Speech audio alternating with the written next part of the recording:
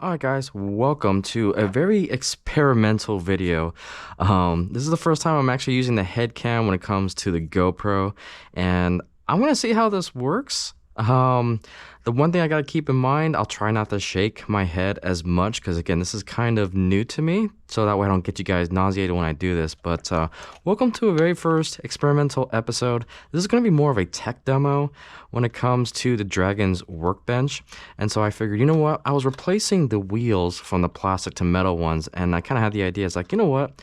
Let me try the GoPro head mount and see if this works a little bit better for you guys than trying to get it from like a stand or something. So I don't know, we'll give it a shot, we'll see how it goes. And this is a very simple project, basically swapping out the plastic wheels for the metal wheels.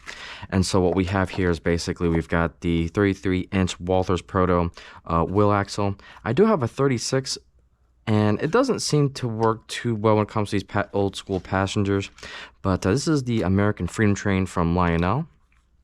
And so we're going to go ahead and swap those wheel sets out. I barely have enough to finish this, but we'll go ahead and take it from there. So I'm just going to go ahead, and I kind of have a normal routine when it comes to swapping out these wheels. So first step is we're going to take all the plastic wheels off. Again, just bending the plastic up a little bit with my finger, and then getting the plastic wheels out. And then the next thing I do is I basically do what I call a dry fit of the wheels, just to see if it'll go in there and run smoothly. So I don't know if the camera's picking that up, but you can see how the wheel just spins naturally. It takes a couple of seconds for it to stop. And you can hear that kind of whine of the wheel kind of go down. And that's what we want to see. Now, something else to take into consideration when you're putting metal wheels on is that you'll also have these isolators to one side. And I'm not sure how well the camera's going to pick it up here, but you can see that there's a little bit of isolator embedded into that wheel. And when we rotate it around, it's non-isolated. So that's something you want to take into consideration if you're putting metal wheels on cars that have lights in it. And so you gotta pay attention to which side you're gonna be putting your isolators. Since this is all plastic, the whole truck itself is isolated, so it really doesn't matter. And so we're just gonna go ahead and put these in. So again, it spins for a couple seconds, and you can hear kind of the wind down from the friction. So that's exactly what we wanna see. And so we'll do the same thing on this side. Yep, so it spins nicely and has that it winds down there. Very nice. And then we'll also do it that side. So everything looks fine. Again, everything runs fairly smoothly here. And then one thing that I like to do, since it is metal on plastic, there is natural friction there. And so I'm just gonna loop this up a little bit.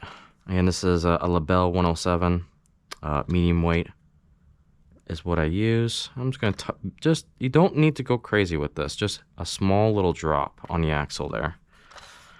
And this prevents the wheels from squeaking so much, because that's kind of an OCD thing of mine.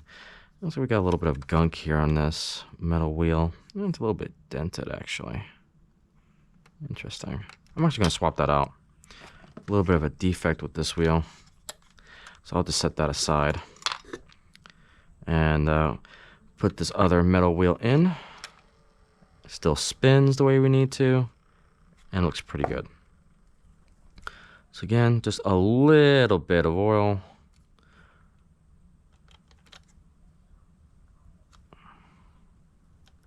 Boom. That's all it needs. So now it's nice and smooth. You can see how it winds down for a couple seconds there. Again, isolators do not matter on this particular passenger car. There will be some others that you have to pay attention to it.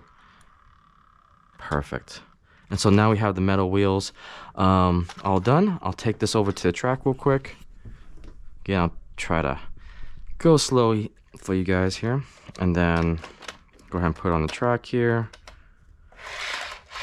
Oh yeah, look how smooth that is. A natural downhill on this layout, and I've already done the other coaches here, but yeah, it is smooth as butter.